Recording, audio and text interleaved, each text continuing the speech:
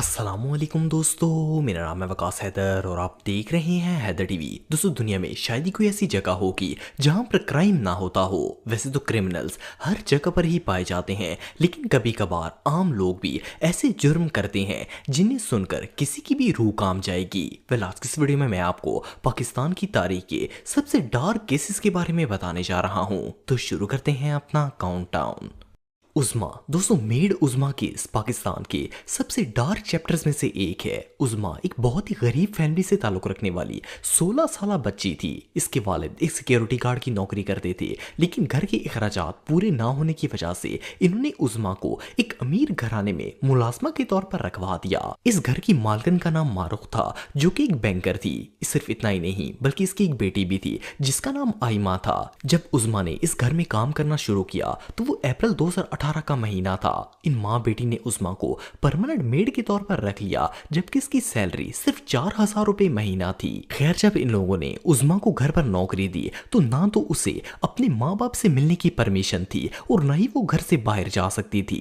8 महीने तक उज़्मा ने इस घर में मुलाजमा के तौर पर काम किया और जब महीना खत्म होने को आता तो इसके वालिदैन दरवाजे पर ही तनख्वाह लेने के लिए आ जाते थे। उज़्मा के वालिदैन कई बार मालकन मारुख से अपनी बेटी के मिलने की ख्वाहिश जाहिर करते, लेकिन ये हमेशा कोई ना कोई बहाना करके टाल देती थी। 19 जनवरी 2019 को मारुख, जो कि उज़्मा की मालिका थी, सुबह के वक्त पुलिस स्टेशन पहुंच गई और इसका कहना था कि इसकी मेड, जिसका नाम उज़्मा है, वो इनके घर से जेवरात और नकद चोरी करके भाग गई है। सिर्फ इतना ही नहीं, बल्कि इस औरत ने उज़्मा के वालिद को भी कॉल करके पुलिस स्टेशन बुलवा लिया। जब पुलिस ने मारुख से सारी वारदात सुनी तो उज़्मा को ढूंढना शुरू कर दिया और इस बच्ची के घर वालों को भी शक की नजर से देखने लगे। लेकिन किसी को क्या पता था कि जिस बच्ची को चोर का लक़ब दिया जा रहा है, इसके साथ कितना बड़ा जुल्म हो चुका है। अभी पुलिस उज़्मा की तलाश कर ही रही थी कि इन्हें किसी ने इत्तला दी कि लाहौर के गंदे नाले में बोरी के अंदर बंद एक बच्ची की लाश मिली है। पुलिस जब उस जगह गई और बोरी से लाश निकाल कर देखा तो वो डेड बॉडी उज़्मा की थी, लेकिन इसकी हालत इतनी खराब थी कि उज़्मा को पहचान पाना भी मुश्किल था। पहले तो सबको लग रहा था कि ये बच्ची चोरी करके भागी होगी और रास्ते में किसी ने इसे अगवा करके इसका सारा सामान ले लिया और इसे कत्ल कर दिया। लेकिन जब तहकीक की गई तो मामला इससे उलट था। पुलिस जब मारुख के घर की तलाशी लेने के लिए गई तो इन्हें वॉशरूम के दरवाजे और फर्श पर खून के धब्बे नजर आए। जब मारुख से पूछा गया तो इसने कोई सीधा जवाब नहीं दिया, लेकिन जब उनके मोबाइल फोन्स को चेक किया गया तो उस दिन की फुटेज मिल गई जिस दिन मारुख उज़्मा के खिलाफ रिपोर्ट लिखवाने आई थी। उस फुटेज में एक मासूम बच्ची बहुत ही बुरी हालत में बैठी हुई थी और इसे खाना खिलाया जा रहा था। उस बच्ची का पूरा चेहरा नील के निशानों से भरा हुआ था, आंखें जख्मों की वजह से पूरी तरह सूज गई थी और इसे देखकर ऐसा लग रहा था जैसे इसे महीनों से किसी ने खाना ही नहीं दिया। पहले तो इसकी शक्ल पहचान में ही नहीं आ रही थी, लेकिन जब गौर किया गया तो पता चला कि ये बेचारी उज़्मा है। असल में इस बेरहम औरत और इसकी बेटी ने उज़्मा को गुलाम बनाकर रखा हुआ था और ये पिछले 8 महीनों से इस पर मुसलसल जुल्म कर रहे थे। उज़्मा की हालत इतनी बुरी हो चुकी थी कि एक जिंदा लाश बनकर रह चुकी थी। जब इन्वेस्टिगेशन की गई तो पता चला कि ये मालूना और इसकी बेटी ही उज़्मा की मर्डरर हैं। असल में हुआ कुछ यूं था कि उस दिन उज़्मा ने शदीद भूख की वजह से मारुख की बेटी की प्लेट से सालन का एक लुकमा ले लिया। इस फिरौन औरत से ये बात बर्दाश्त नहीं हुई और इसने स्टील का बर्तन उठाया और उज़्मा के सर पर दे मारा, जिससे वो बेहोश हो गई। जब इसे होश आया तो ये उसे फिर से मारना शुरू हो गई। इसने उज़्मा को न सिर्फ इलेक्ट्रिक शॉक दिए बल्कि इसके चेहरे और सीने पर छुरियों से वार किया, जिससे इसकी हालत और भी ज्यादा खराब हो गई। कई घंटों तक ये मुनाफिक औरत उज़्मा पर जुल्म करती रही और जब इसे लगा कि इसने कुछ ज्यादा ही जुल्म कर दिया है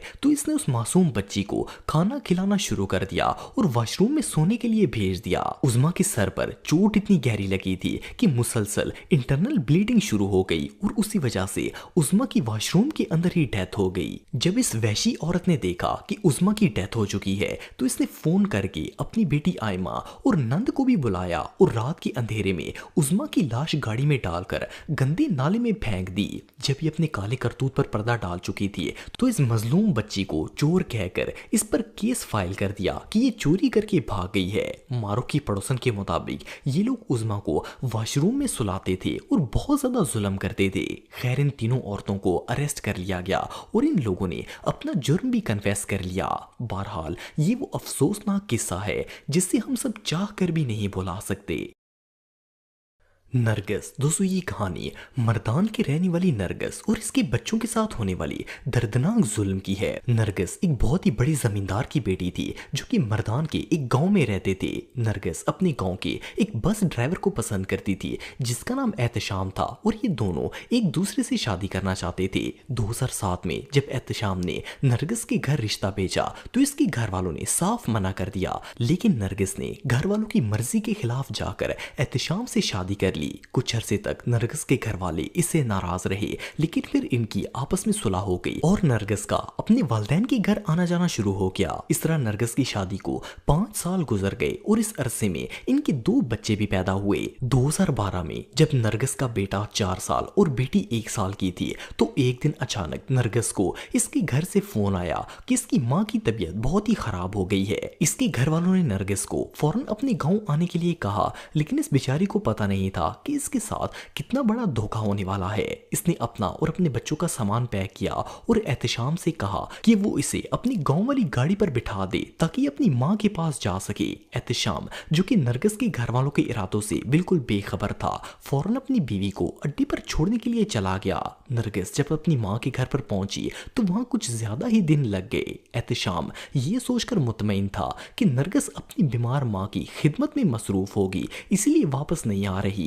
जब कुछ दिन गुजर गए तो इनके किसी जानने वाले ने एहतशाम को बता दिया कि नरगिस के घर वालों ने इसकी बीवी और बच्चों को कत्ल कर दिया है। एहतशाम ने जब ये बात सुनी तो वो शॉक हो गया और नरगिस के घर पर पहुंच गया और अपने बीवी बच्चों का सवाल किया, लेकिन उन्होंने ये बात मानने से ही इनकार कर दिया कि नरगिस यहाँ पर आई भी थी। ये सीधा पुलिस स्टेशन चला गया और वहां जाकर अपने बीवी बच्चों की गुमशुदगी और ससुराल वालों के खिलाफ रिपोर्ट दर्ज करवा दी। पुलिस जो कि पहले से ही नरगिस के घर वालों से मिली हुई थी, इन्होंने ना सिर्फ एहतशाम बल्कि इसके 2 भाइयों को भी अरेस्ट कर लिया। सिर्फ इतना ही नहीं बल्कि पुलिस वालों ने इसके भाइयों पर तशद्दुद किया कि वो इसके खिलाफ गवाही दें कि एहतशाम ने ही अपनी बीवी बच्चों को कत्ल किया है। असल में ये सब नरगिस के भाई और इसके वालिद करवा रहे थे।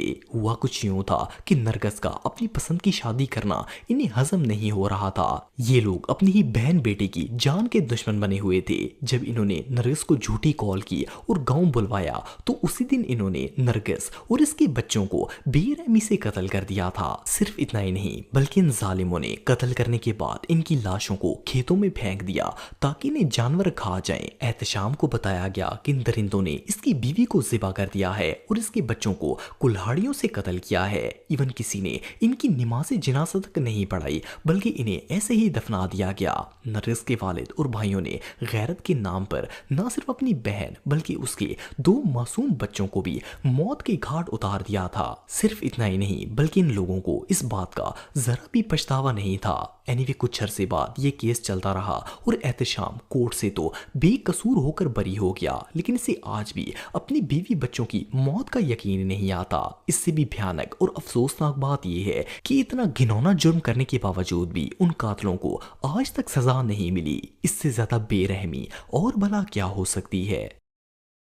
नूर मुकद्दम, दोस्तों आप में से बहुत से लोगों ने न्यूज में नूर मुकद्दम का नाम सुना होगा। ये एक 27 साल लड़की थी जो फॉर्मर पाकिस्तानी सफीर शौकत मखदूम की बेटी थी। ये फैमिली इस्लामाबाद में रहती थी और काफी लिबरल थी। नूर की एक लड़के से दोस्ती थी जिसका नाम जाहिर जाफर था। जाहिर पाकिस्तान के बहुत ही बड़े बिजनेसमैन जाकिर जाफर का बेटा था जो न सिर्फ अयाश परस्त बल्कि इंतहाई बिगड़ा हुआ था। जाहिर और नूर की दोस्ती सिर्फ इन दोनों तक ही महदूद नहीं थी बल्कि इनकी फैमिलीज के भी आपस में बहुत ही अच्छे ताल्लुकात थे। आहिस्ता आहिस्ता ये दोनों एक दूसरे को पसंद करने लगे और रिलेशन में आ गए, लेकिन नूर अक्सर जाहिर की बुरी आदतों से फेडअप होकर इससे इलादा होने की बात करती। जाहिर क्योंकि नशा भी करता था इसलिए नूर हमेशा इसे बेजार रहती। आखिरकार इन दोनों का ब्रेकअप हो गया। 18 जुलाई 2021 को जाहिर ने नूर को फोन किया और बताया कि वो कल की फ्लाइट से लंदन जा रहा है और आखिरी दफा इससे मिलना चाहता है, जिस पर नूर इससे मिलने के लिए राजी हो गई। इसने ने अपने पेरेंट्स को बताया कि वो अपने किसी दोस्त से मिलने जा रही है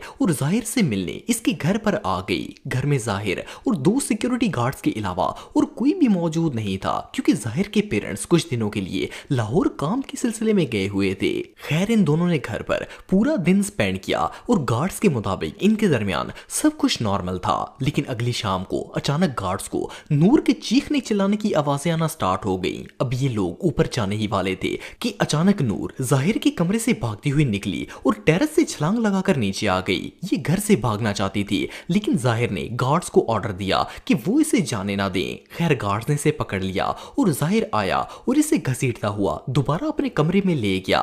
ये सब कुछ जाहिर के घर में लगे सीसीटीवी कैमरे में रिकॉर्ड हो रहा था। जब ये दोनों अंदर चले गए तो गार्ड्स ने जाहिर के वालिद को कॉल करके सारी बात बताई, लेकिन उन्होंने इसको सीरियस नहीं लिया और ये कहते हुए कि देखते हैं, उन्होंने फोन बंद कर दिया। लेकिन इसके बाद जो हुआ इसके बारे में सुनकर किसी की भी रूह कांप जाएगी। जब ये घटिया इंसान नूर को कमरे में ले गया तो इसने नूर के साथ ज्यादती की और इस पर चाकू से वार कर दिया। गार्ड्स के मुताबिक नूर के चीखने की आवाजें मुसलसल आ रही थी, लेकिन उन्हें अंदर जाने की इजाजत नहीं थी। जाहिर ने नूर के सर पर चाकू मारा, जिससे वो लहूलुहान होकर बेहोश हो गई। इसके बाद वो इसे गला दबाकर मारने की कोशिश करने लगा। नूर, जो सर पर चोट लगने से पहले ही आधी मर चुकी थी, दम घुटने से इस बेचारी की डेथ हो गई। लेकिन इस जल्लाद को फिर भी सुकून नहीं आया। इसने दोबारा से वही चाकू उठाया और इस मस्कीन का सर धड़ से अलग कर दिया।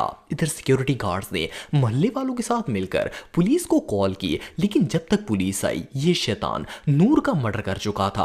पुलिस ने इसे रंगे हाथों गिरफ्तार कर लिया था। जब इससे पूछा गया कि इसने नूर के साथ ये घटिया हरकत क्यों की, तो इसने बताया कि वो नूर से शादी करना चाहता था, लेकिन नूर ने इसे मना कर दिया। इसके अलावा इस बेगैरत इंसान का यह भी कहना था कि नूर का किसी के साथ अफेयर चल रहा था और इसे इस बात का पता चल गया था। इसलिए इसने प्लानिंग के तहत नूर को अपने घर बुलाया और पहले इसने नूर को शादी के लिए राजी किया, लेकिन जब वो नहीं मानी तो इसने उसका मर्डर कर दिया। इतनी बेरहमी से मर्डर करने के बाद इसका कहना था कि नूर ऐसे ही मौत डिजर्व करती थी। खैर, ये केस इतना भयानक था कि जज ने ना सिर्फ जाहिर को फांसी की सजा सुना दी, बल्कि उन दो गार्ड्स को भी 10-10 साल की सजा सुनाई गई, क्योंकि उन्होंने इस शैतान को ये सब करने दिया था। एनीवे, जो भी हो, ये केस वाकई में टेरिफाइंग था।